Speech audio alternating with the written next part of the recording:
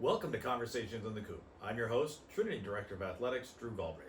It's my pleasure to be joined today by a member of Trinity's men's tennis team, Rico Buoro. Rico, thanks for joining. I'm excited to have this conversation today. Yeah.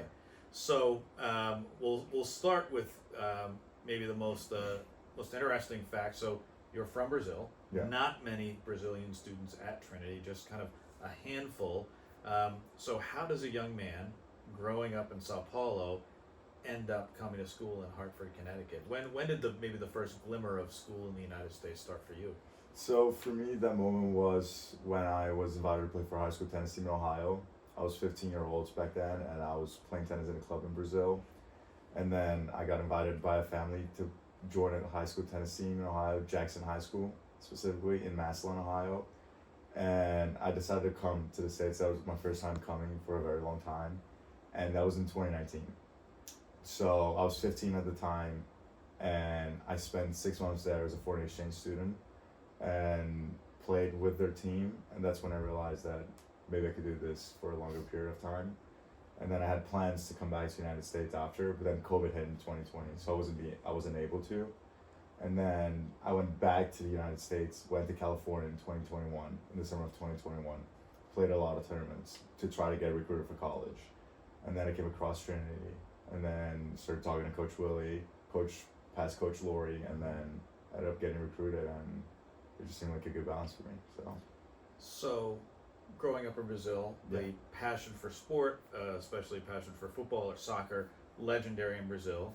And you grew up in that culture, and your family's very into sport, not only participating but supporting sport. So when you first got to Ohio, and one of the nearby schools is Massillon, which is a kind of a legendary high school football program. Yeah. Were you expecting or surprised by the level of kind of passion that people have for things like high school sports here in the United States? Definitely. I think that the first kind of like shock, quote unquote, that I had was to see how integrated sports were with the academic life. In Brazil, you basically have them separated. So you have a club, and then you have sports in a club, and then school. You don't have sports in the school, and then to see both of them integrated into one schedule, that was pretty shocking for me. And then to see like the culture that everyone had around sports, and how every sport was basically split by season.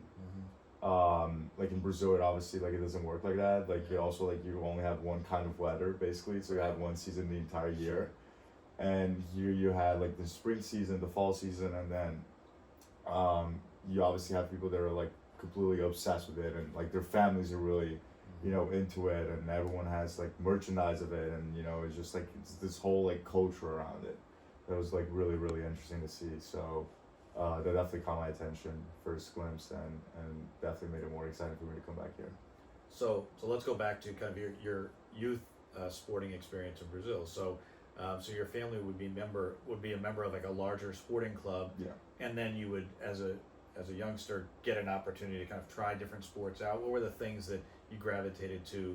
I'm assuming soccer. Yeah. Soccer, and what else? Yeah. So growing up, we grew up in this big club in Brazil, and then basically going there every single day. And then I played every single sport when I was young, me and my sister, and my parents were always like super into it too. And up until when I started like at 6 years old, I was always playing soccer. And I was also big into swimming because my parents were non-negotiable about me learning how to swim, and tennis eventually. And so from age 6, I was playing all the sports like soccer, basketball with the friends, like messing around all the time, volleyball, like badminton, like every single kind of sport that you could possibly think of. But then I was playing competitively, soccer, swimming, and I was tennis. So from age like 8 to 12, I was like doing all the three of them. And then when I turned 12, I had a conversation with my tennis coach, and it was like, this is probably gonna get a little more serious now that you're actually playing tournaments every weekend and stuff. And you had a soccer game on a Saturday, but then you also had a tennis match on Saturday afternoon, and then you had a tennis match on Sunday, and then like and obviously at 12 you want to do everything, right? So those are the three main sports that I had growing up until I decided to stick with tennis. Is that that kind of 12-ish age, is that around when the kind of super top tier of soccer players kind of get pulled off into the pro clubs, and then maybe students like yourself make choice. Well, that's not my future, Yeah. so maybe I'm going to go somewhere else. Yeah, exactly. So, from a very young age, you can be recruited to play for a club, for, one of the big clubs in Brazil. And my club was really big, but there was not a single person from my club that got recruited from like a professional Right. club, right? And at that age, I kind of realized, obviously growing up in Brazil, you're like, I want to be like Neymar, right? Like the dream is to be a professional soccer player. And then I started playing tennis, and I was like, this is an individual sport. Like, it's probably gonna fall under me whether I'm good at this or not. And I used to get like really upset at all the ref calls at a collective sport. So like at soccer, I remember I was like, I have no control over what the ref does. And I started playing tennis, and I was like, okay, I can basically have control of everything in the court. So at that age, people were getting recruited to play for clubs and that sort of thing. And then I was like, decided to stick with tennis. So that you kind of mentioned pre-COVID, you're in Ohio, Mm-hmm. and then through the course of the pandemic, and I would say the timing of how bad the pandemic was in different parts of the world starts to impact you as well. So what was that journey like, getting from Brazil, where the pandemic kind of ran a little bit later than it did in the US, to get to California? I'm assuming it wasn't just get on a plane in Sao Paulo No. and end up at LAX. So how'd that go? So that was a pretty that was definitely like a rough time in Brazil. Brazil was the second worst hit country by the pandemic, right after the US. And São Paulo specifically, which is an urban area, it was completely shut down for 6 months or close to it, and you're not even allowed to go to a club and play Right. tennis outside, which is not what happened with my friends in the US, for example. Yeah. Like you're still allowed to play like outside sports and that sort of thing. And in Brazil, my club was just completely shut down, and so I had basically no other option of playing. So that was really, really tough, and you weren't basically even allowed to leave your house for like a long period of time. And then they imposed restrictions within like traveling and all this sort of thing. So the US had a restriction where you couldn't fly straight from Brazil to the US because they were both getting hit really bad from the pandemic. So to stop spreading COVID, they imposed restrictions of direct flights. So I had to quarantine in a different country if I wanted to come to the US. So I had to plan coming back to the US. I had to quarantine in Paraguay for 2 weeks. So I stayed in Asuncion for 2 weeks. And then from Asuncion, I went to LAX, and then I stayed in LAX for close to 90 days, which was what my visa allowed at the time. And then I went back to Brazil. So that was definitely like a big journey. Yeah. I definitely wanted to come to college here a lot. Right. made it more worthwhile. Yeah. So then you finally get here, and describe for people who don't totally understand. I think maybe some people played on some teams in their club, but the intensity of a college tennis match, and just how even though it is an individual sport, you have all these other you have 5 other singles matches going on, you got 3 doubles matches going on, all adds up to a team score. Talk about that kind of duality of purpose, where of course you're playing your match, but you've also got all your teammates that you're pulling just as hard for in there. Yeah. So that was something that was pretty shocking for me to see, right? That's something like, especially as a foreigner who's never been in like a team environment, had before, and to see that in college tennis and how much people care was definitely like really exciting for me coming here. And when I came here last year, the entire team really cared, and we were definitely like, we're in the toughest conference in the country, and everyone was super excited about the challenge of being the toughest conference in the country, and everyone was like super excited and about like traveling. And tennis is obviously like very demanding. We have a fall season, we have a spring season, we have like 3 different trips in the fall, like a ton of weekends in the spring, plus Florida for spring break. So it's definitely like a demanding sport. It's like you really have to be passionate about it, and I definitely saw a team that was really passionate about it here. And so having that passion definitely makes us like more excited when we go out. And so the reason why I said all of that is because every time we go out on court, I don't necessarily feel like I'm playing an individual sport, which is what it's so cool about it. So so yeah, it was definitely like a crazy experience for me in that sense, like being able to play tennis and I'm playing a match, but then I can look over and see 5 of my other teammates like in the same situation as I am, and I care about their match just as much as I care about mine. Right. So it definitely doesn't feel like an individual sport.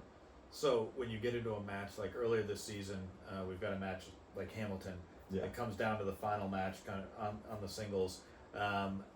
Just describe that build up where you've got all of your teammates all cheering for one teammate, and it's going to decide the outcome of the match. Yeah, so that's one of the, if not the most exciting moments you have like during the season. Hamilton was definitely a big one. I feel like we had like a couple of big other ones in the season. I want to highlight Hamilton because we lost to them here last year, and you know it was a pretty sour loss because we felt like we could have taken that team, and we lost to them at home, and so we go up there, drive 4.5 hours to Clinton, and then we get there, we go down 2-1 after doubles, and then I lose my singles match at 3 singles. Addie loses at 1, and then all of a sudden we're down 4-1.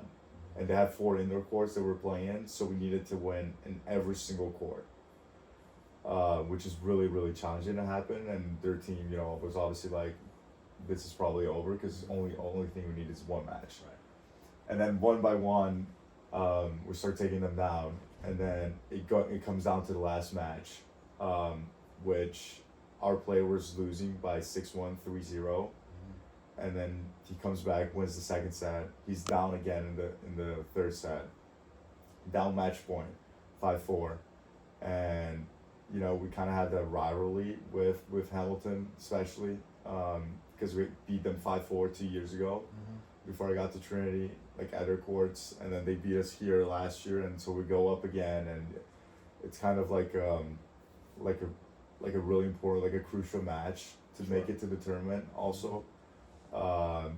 And then our teammate is battling completely, and then he saves a match point 5-4, and you know we're all standing in the middle of the court right next to him, and then it goes to the tiebreak of the third set. It's like a 3-hour match, and then I look over my teammates, and I have my teammates like completely pale, like they could not even breathe, and then I was so tense and nervous that I just started walking around in circles, and then our coach has to like pull us together and be like, guys, like try to keep it together to like not pass that along, and we're all just like, what is going on?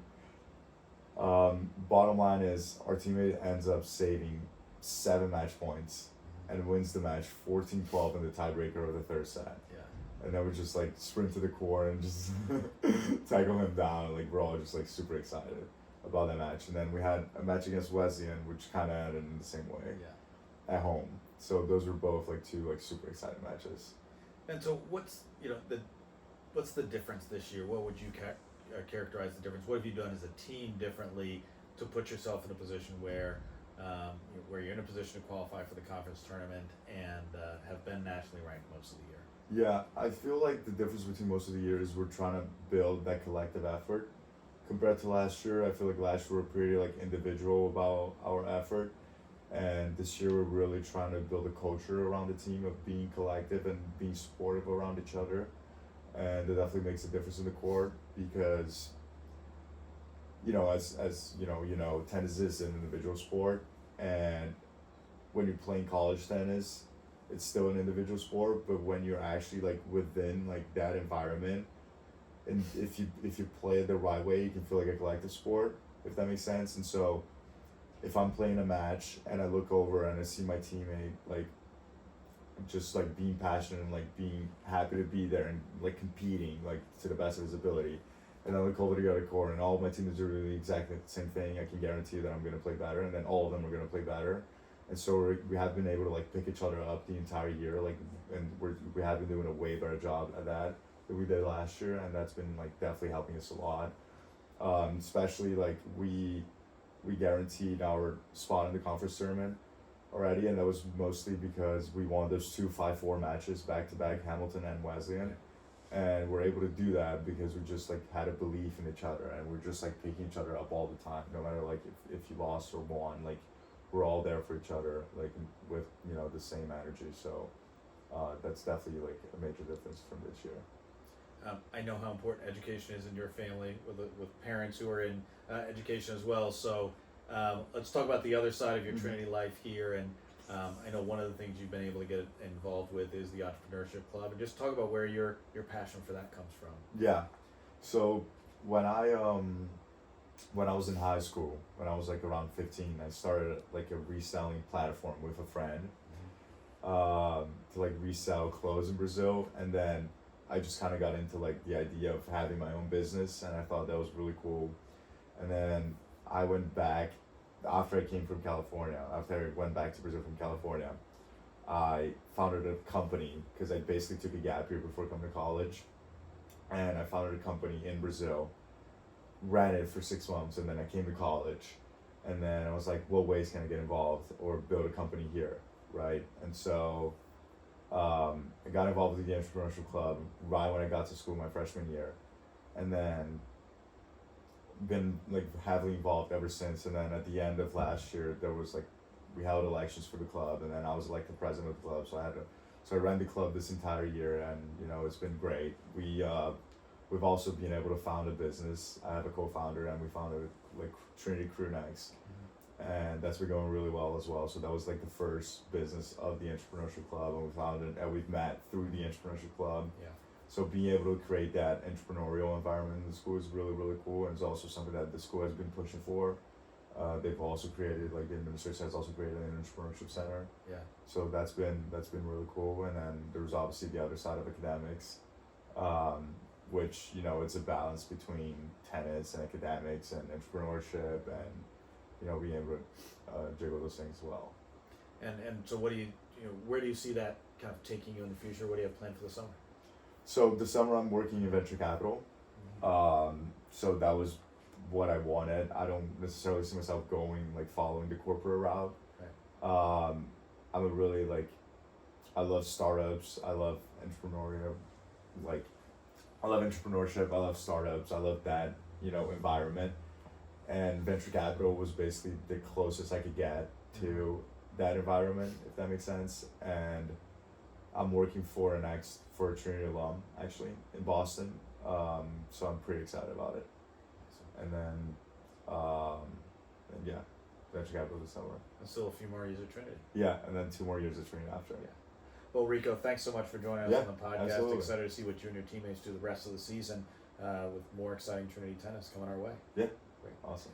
That'll do it for this conversation with the Coop. For all the latest news, scores, and schedules, go to bantamsports.com. Follow us on social at Bantam Sports. Until next time.